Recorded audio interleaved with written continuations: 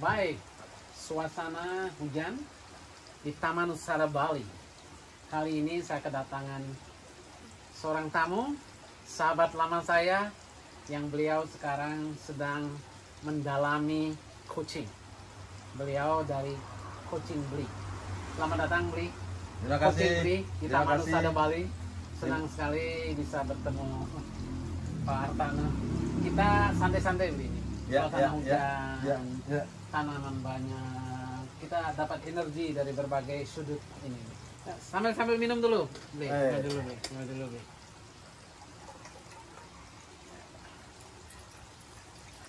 Ya, kita. Ini aroma herbal ya.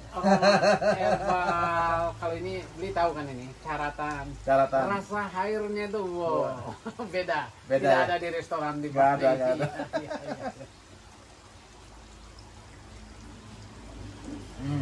Ada rasa madunya. Ya, semua kita racik dengan konsep herbal yang kita ambil dari kebun.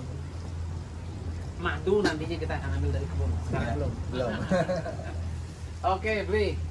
Jadi welcome di Taman Nusada sekali lagi.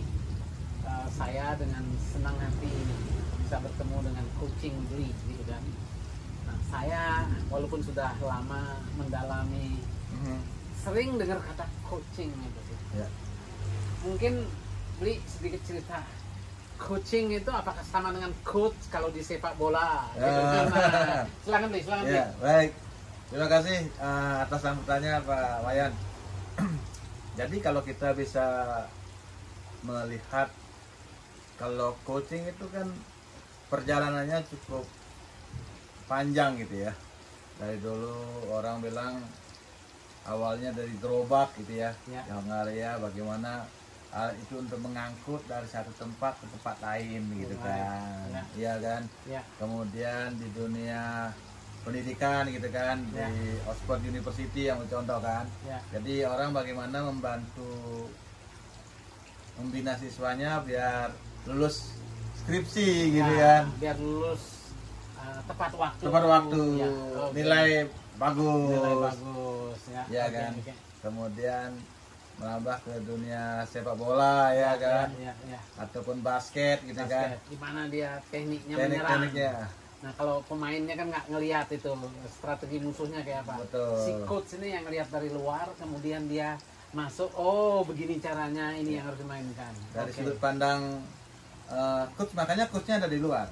Nah kalau coachnya ada di dalam, bukan coach lagi, pemain. Pemain gitu kan. Jadi inti daripada coach ini harus ngelihat dari luar ini kan gitu kan. Dari sudut pandang yang berbeda. Dari sudut pandang yang berbeda sehingga bisa memberikan advice. Tidak melakukan sebetulnya kan. Dalam hal ini kita bukan memberikan advice, tapi kita bisa memberikan suatu pertanyaan. Pertanyaan yang dari apa yang kita dengarkan. Dari pembicaraan itu, kemudian kita memprovokasi, memprovokasi dengan secara kreatif. Betul. Misalnya, let's say saya ini di Taman Nusada Bali, goal saya itu adalah saya ingin mempunyai suatu tempat yang nantinya menjadi meditation center, yoga center, wellness center. Nah, ketika saya cerita ke Bli ini tentang, ini lo goal saya, gitu kan, Bli mungkin akan memberikan saya advice, gimana cara mencari goal itu. Oke, that is one of coaching system ya. Oke, great. Jadi saya lebih menemani Pak Wayan tuh apa yang membuat ini penting untuk Bapak gitu.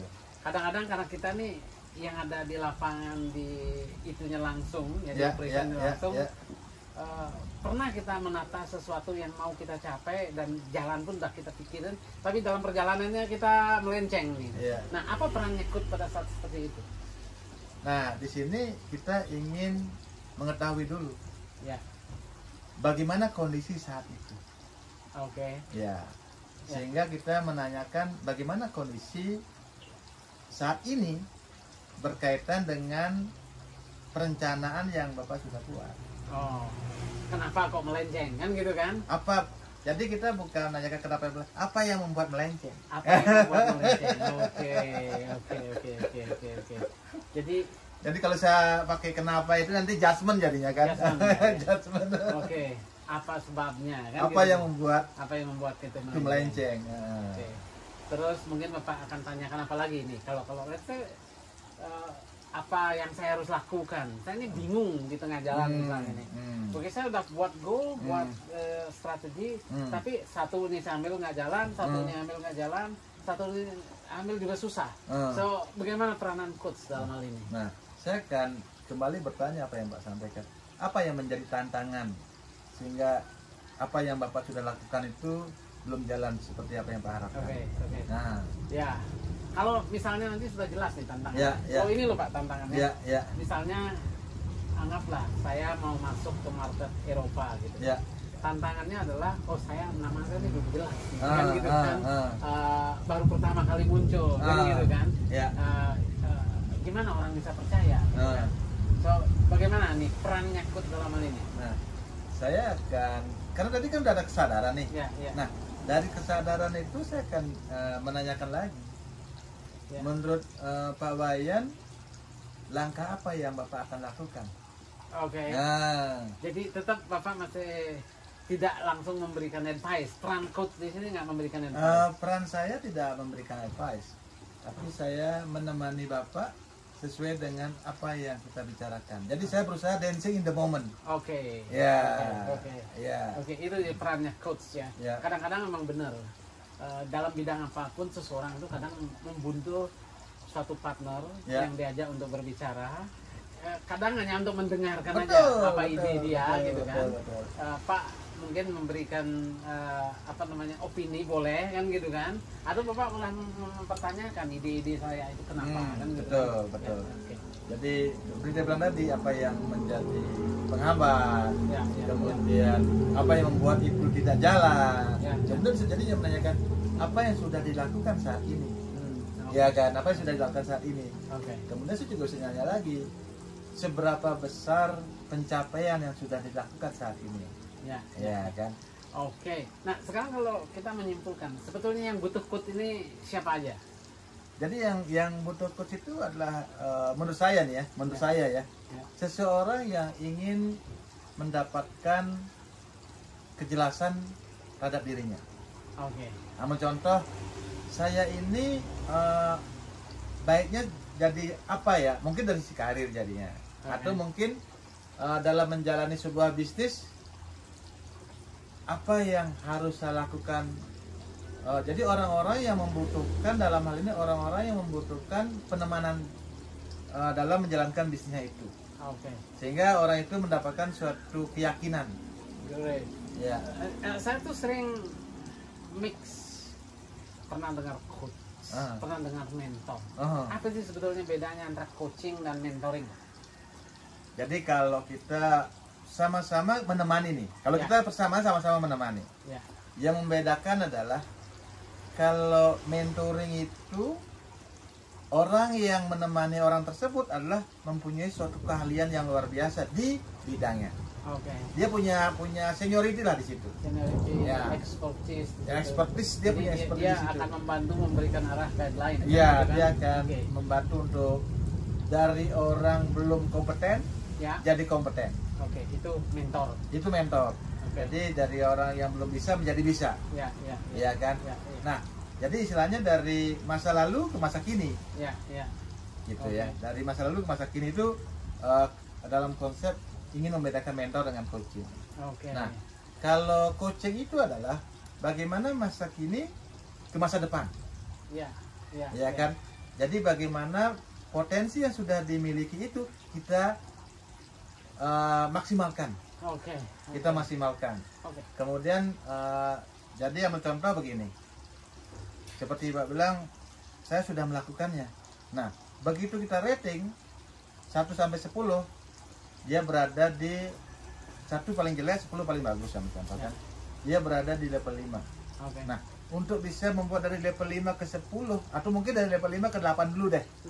Nah, jadi itu kan dari kondisi sekarang ke masa yang datang atau future lah gitu. Itulah. Kan. Gitu kan. Ya. Oke. Kalau di saya nih, saya ingin menjadi apa namanya coach, menjadi Ya. coach gitu Ya. kan. Apa persyaratan seorang untuk bisa menjadi coach? Menarik ya. Ya. Jadi sesuai dengan pengalaman saya, paling tidak kita perlu mengikuti suatu pelatihan yang tersertifikasi, Oke. sehingga kita tahu apa yang menjadi kompetensi kita Ya. sebagai seorang coach. Oke. Nah, bisa jadi kita apa namanya, kalau di bawah naungan International Coaching Federation itu ada kompetensi Oke. yang harus dimiliki. Nah, ini ada jam trainingnya. Ada jam training. Ya, ada- paling enggak kita ada certain kompeten. iya betul. Jadi kita bisa ikuti profesional coaching program. Ya. Kemudian mungkin untuk lebih advance-nya mungkin kita ngambil dari sisi executive coach, mungkin bisa ngambil dari business coach. Oh, jadi coach ini juga ada spesialisasinya. Ya. Ada business coach, ada career coach, Ya, ada misalnya apa executive coach, ada leadership coach. ada leadership coach. Jadi intinya kalau seorang coach itu harus nggak menguasai. Misalnya saya seorang bisnis mau jadi business coach, gitu kan. Berarti saya harus mempunyai kompetensi atau pengalaman di bidang bisnis. Apakah seperti itu? Kalau sebenarnya kita sebagai seorang coach itu tidak perlu kompeten, Ya. tapi paling tidak kita memahami mengenai hal tersebut. Ya, ya, ya. Karena dari sudut pandang saya, paling tidak pada saat kita ngomongin bisnis, kita tahu apa yang diomongin oleh klien. Ya, ya. Tapi kita tidak perlu menjadi ahli di situ. Ya, ya, ya. Akan tetapi kita paham lah mengenai bisnis gitu Oke. kan. Sehingga omongan kita nyambung gitu Oke. kan. Oke, great. Jadi saya dapat gambaran yang clear nih tentang apa namanya, tentang coach, tentang mentor gitu kan. Ya, mungkin karena suasana ini ya. This is nice. Iya. Ini kita coach di area yang sifatnya nature. Ya gini betul, ya. betul. Ya, It's nice. ya, It's ya. nice place, right? Ya, it's nice place gitu kan. Hmm. Ya. Ya, saya rasa itu pertanyaan saya tentang coaching. Ya. Ya, kalau Pak ingin. Wah, ya, saya senang sekali nih, saya mau nanya nih. Ya. Jadi pada saat saya ngelihat ke sini tadi datang gitu ya. Ya, ya. Jadi suasananya yang asri. Ya. Kemudian di belakang itu saya ngelihat banyak tanaman yang ada nama-namanya. Jadi semua tumbuh-tumbuhan yang saya lihat tuh semuanya punya nama gitu kan. Ya, ya, ya. Nah, Ya. apa yang membuat Pak ingin saya dengar juga Taman Usada Bali. Ya, Taman Apa Usada yang Bali. muncul dalam diri Pak itu ingin memunculkan suasana seperti ini? Oke, begini, kebetulan saya ini kan dari orang eksak, kemudian suatu saat saya ketemu partner Aha. yang cerita mengenai taruh permainan. Dan Hmm. kebetulan bapak saya juga punya list taruh-taruh yang berserta pedah-pedahnya, tapi itu dalam catatan kuno yang tidak pernah dibuka. Hmm. Akhirnya teman saya bawa taruh permana, di mana di dalam taruh permana itu adalah cerita daripada Empu Puturan mendapat wahyu yang beliau bisa berbicara dengan tanaman-tanaman Mhm. untuk keperluan pengobatan kita. Hmm. Nah, mumpung saya ini punya tempat gitu kan, Ada lahan ya? ada lahan, dan saya lihat belum ada banyak orang yang mengeksplor itu gitu. Saya membayangkan suatu saat di tempat saya ini akan banyak sekali tanaman unik, gitu kan, yang berfungsi untuk obat dan sekaligus memberikan energi yang baik karena saya kebetulan sudah retire ini kan, Iya, gitu kan? iya, iya. Ini supaya energi-energi ini dapat memberikan kesehatan saya di ke depannya supaya life kita at the end of retirement itu sedikit nice gitu kan, nature gitu kan. joyful ya, joyful. Nah dari situ berkembang nih, ini sudah ada herbal Bali lah kita bilang, herbal berdasarkan lontar Bali. Nah ini saya akan lengkapi dengan herbal yang ada di Nusantara juga gitu kan. Nah terus di sini bersinambung setelah ada herbal diapain kan gitu kan. Nah disinilah kita menerapkan ajaran-ajaran kuno kita tentang Ayurveda gitu kan. Nah karena Ayurveda ini adalah salah satu ilmu bagaimana untuk hidup jangka panjang in the well-being situation atau orang bilang wellness. Nah itu kira-kira yang mendasari pemikiran kita gitu kan. Ya. Sangat-sangat menginspirasi sekali ya. Ya, setelah itu kan memang nanti kita gabung yang namanya keseimbangan nature gitu kan. Bagaimana physical, bagaimana mindfulness, ya bagaimana soul kita, ya. Itu kan harus seimbang. Nah, dalam Ayurvedic itu dikatakan setiap orang itu mempunyai keseimbangan yang berbeda tentang apa komponen dalam dirinya. Kalau kita ngomong Panco Mahabudho itu isinya kan, gitu kan, apa Tejo Bayu Akasa, semua ada dalam masing-masing punya komposisi yang berbeda. Itu. Nah ini yang digarap. Saya bukan ahli Ayurveda karena saya baru tertarik, tapi saya punya orang yang memang sudah ahlinya di bidang itu, gitu kan. Mudah-mudahan saya terinspirasi. Ya, itu kira-kira tentang Taman Wisata Bali. Jadi nantinya menjadi pusat daripada yoga, meditation, pusat daripada pengobatan, meditasi di dalam kebun. Itu ini yang menarik, yang mungkin Pak nggak temukan tuh di Canggu, di Ubud, gitu kan. Kita juga ada tempat meditasi di sungai, gitu kan. Ya, semua is nature, gitu kan. Bagaimana kita bisa mendengarkan suara air, gitu kan. Suara air itu indah kalau kita dengarkan dengan seksama. Demikian juga suara tanaman ketika datangnya air, gitu kan, datangnya hujan, datangnya angin, itu ada suaranya. Nah itu semakin sering kita bersentuhan dengan alam, itu mudah-mudahan kita semakin mendapat energi dari alam itu sendiri. Dan kita juga beri energi pada tanaman gitu ya. Ya itu saling ini gitu kan. Saling berkolaborasi ya. Kolaborasi gitu kan. Bahasa keren sekarang kolaborasi. Ya. Contohnya ada beberapa tanaman tertentu yang letaknya jauh dari sentuhan kita, ini tumbuhnya nggak terlalu bagus. Jadi tanaman itu bukan hanya pupuk yang kita berikan, tapi sentuhan, gitu kan. It's a matter of sentuhan. Nah ini apa sebetulnya memberikan message ke kita. Kalau kita mau anak-anak kita growing dengan dinamis, kita harus sering sentuh, gitu kan. Kalau mau murid kita juga jadi bagus, kita harus sering sentuh, gitu. Tapi jangan sentuh yang lain, gitu kan. Jadi visibility kita harus selalu ada di sana. Selalu ada. Itu salah satu konsep yang kita pelajari. Ya, itu kira-kira Pak. Saya kira obrolan yang menyenangkan ya. Jadi kita nanti ada pembelajaran bagi saya juga bagaimana kita dalam berhubungan dengan terkoneksi dengan alam, ya kan? Karena semakin sering kita berkoneksi dengan tumbuh-tumbuhan itu memberikan energi yang luar biasa pada kita.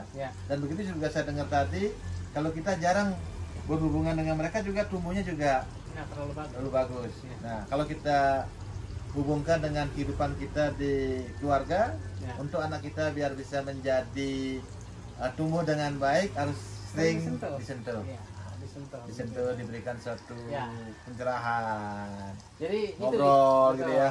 Betul. Nah itulah idenya kita. Kenapa kita lakukan di nature seperti ini? Sekarang aja Pak Artono ini saya tes ini, apakah bisa duduk seperti ini lama? Inilah bagian daripada yoga, gitu kan. One day Pak akan seneng nih duduk seperti ini kan, gitu. Tidak lagi duduk di kursi gini. Di kursi gini kan. Di sini bebas, gitu kan. Oke, saya rasa itu obrolan kita. Sekali lagi kita minum dulu. Ya. Senang sekali nih. Ya, inilah. Jadi dengan kita ngobrol, alam juga bilang, hujannya berhenti dulu. Berhenti dulu dia, dengerin kita ngobrol. Iya benar. Karena kalau hujan terlalu deras kita nggak kedengeran ngobrolnya. Betul. Ya, saya rasa great time, great place great topik. Ya, Ya. ya. Oke, semoga kita bisa banyak membantu orang. Ya. Ya. Jadi Konsep kita people, punya niat berbagi kebaikan, Ya, berbagi berbagi kebaikan melalui konsep pendekatan alam, pendekatan alam, baik wellness, itu ya. secara wellness, apakah itu yoga, apakah itu meditasi, Ya, termasuk education. education, Karena coaching juga, Coaching juga. nature gitu, based coaching. Bapak punya pengalaman panjang di bidang HR, di bidang Ya. hotel, saya panjang di bidang HR, And finance. keuangan, dan lain sebagainya. Ini semua bisa kita ya bagikan, Ya, bagikan ya. lewat suatu model Ya. yang different, gitu kan? Ya. Ya, oke. Sepertinya sih kita bisa mengemas suatu program yang sederhana Ya, berdasarkan apa yang kita dapatkan secara pengalaman, secara proses hidup kita, ya, sehingga modul ataupun materi yang kita berikan tuh Ya. lebih banyak mengupas esensi esensi. Di samping ataupun itu, dagingnya, orang bilang dagingnya gitu ya. Dagingnya dan tidak membosankan. Betul. Yang menarik itu, kita tuh kan sering ikut workshop, 1 hari penuh workshop di hotel mewah gitu kan. Kita konsentrasi hanya 30 menit yang pertama. Habis itu kita udah mulai ngantuk ke apa, lagi bangun lagi ngantuk. Kemudian jam berapa Jam kopi berapa, break. kopi break. Hanya kita yang ujungnya yang kita ingat adalah oh di hotel itu kopi breaknya bagus gitu kan. Nah, Tempat duduknya nyaman. tempat duduknya nyaman gitu. Nah di sini kita buat satu hal yang berbeda sehingga dia tidak bosan Ya. dan supaya dari awal sampai akhir itu energinya ada. Bagaimana caranya? Kita stimulus dia berikan energi lewat yoga, lewat meditasi di dalam workshop itu. Betul, gitu. betul. Kemudian kita lakukan di alam terbuka. Ya, Kemudian kalau ambil contoh cuacana cerah, kita bisa kita di turun, kebun. di kebun gitu kan. Kemudian tidak hujan, kita di sungai untuk meditasinya, betul. kan gitu kan? Nah, yang lebih manis lagi, semua knowledge ini kita afirmasi mereka lewat meditasi. Betul, betul, betul. Ya, mudah-mudahan apa yang kita lakukan berguna.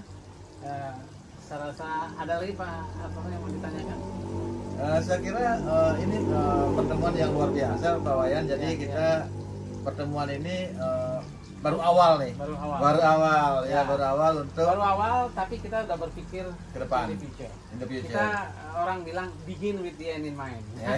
Bikin dia lumayan. Our first thought sudah thinking Betul, what is the end. What Kan gitu is kan, the ya. end. Jadi Ya. kita mau berdampak seperti apa Ya, kepada diri kita sendiri, Ya, pada diri kita, kepada lingkungan orang kita, lain, community, community. ya. Jadi betul-betul kita mau menerapkan secara